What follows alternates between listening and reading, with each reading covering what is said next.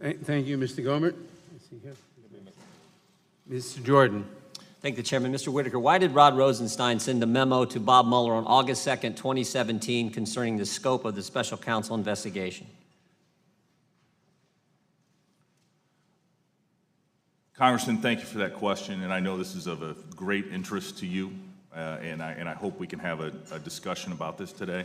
The special counsel regulations require a scoping of the special counsel's investigation that identifies the subject and the targets of the investigation. So I am certain that it would have identified the scope of the investigation pursuant to the special counsel's. Well, my question is not what, I'll get to that. My question is why, because it was 2.5 months after the special counsel was formed. So let's go back to the beginning document, which you told the chairman earlier you're completely briefed on the special counsel's investigation. I want to go, it's just a one-page document. Order number 3915-2017 says this, Mr. Whitaker. The special counsel is authorized to conduct the investigation, including any matters that arose or may arise directly from the investigation. That's pretty broad.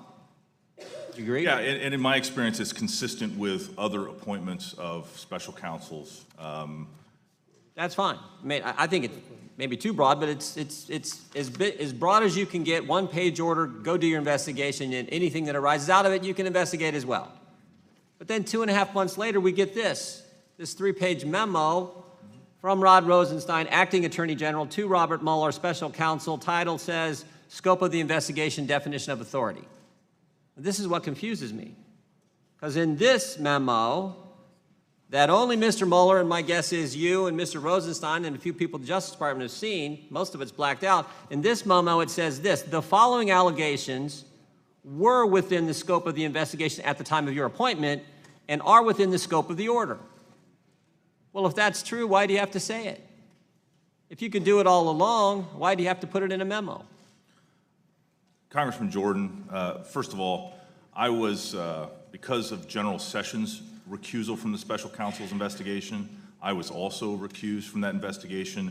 And so I was not. I'm not asking that. I'm asking, you said you were fully briefed. The chairman asked you that. You're asking me why at the time Rod Rosenstein. I'm asking you why 2.5 months after the broadest order you can have, why did Rod Rosenstein say, hey, you could do this all along, but now I'm putting it in a memo? And I'll tell you what really troubles me, Mr. Whitaker, is right after that statement, the following allegations were within the scope of the investigation at the time of your appointment and are within the scope of the order. Right after that, you know what? You know what happens?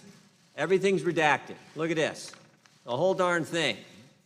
So if you could do it all along, and you have to send a memo to them 2.5 months later, and then you redact everything after it. You know what's under the redactions, Mr. Whitaker? I do, sir. You do. Are there names under the redactions, Mr. Whitaker? In my experience with investigations generally, you would not have a public document identify targets or subject matter of an investigation, especially if someone is not ultimately charged with a crime. Let me frame it this way. Did Rod Rosenstein give the special counsel the authority to investigate specific Americans? Congressman, Mr. Rosenstein, acting as the Attorney General because of Mr. Sessions' recusal, gave authorization and jurisdiction to the special counsel. And so, yes, under the special counsel regulations, that's the whole purpose of the special counsel. So I want to make, you said yes, so there are specific names 2.5 months into the investigation that Rod Rosenstein gave the special counsel specific American names to go investigate.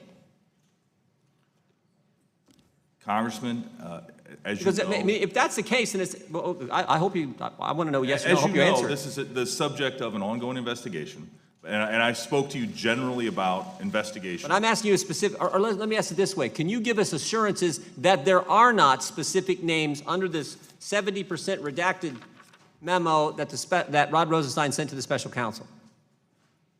Congressman Jordan, I know this is and you know why I'm asking this, Mr. Attorney General? Because in this country, we don't investigate people, we investigate crimes. And if there are specific American citizens' names in this redacted, and I asked Mr. Rosenstein to see this, and he got all mad and huffy with me in his office and wouldn't show it to me. But I think the American people, if this alters, changes, and names specific Americans, the scope of the investigation of the special counsel, Don't you think it's appropriate for the American citizens to know the full parameters of an investigation into the guy they made President of the United States?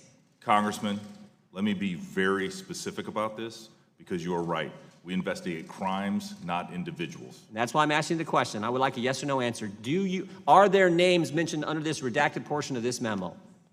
On that, as I mentioned before, that memo props up a confidential investigation, as is every Department of Justice. Simple question, Mr. Whitaker. Are there names, specific American names mentioned in this redacted, 70% redacted memo that happens 2.5 months after the special counsel gets his order to start his investigation, where he was given the broadest latitude you can possibly have?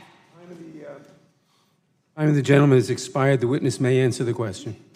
I would just refer the Congressman to the general practice of the Department of Justice, that we investigate crimes and not individuals.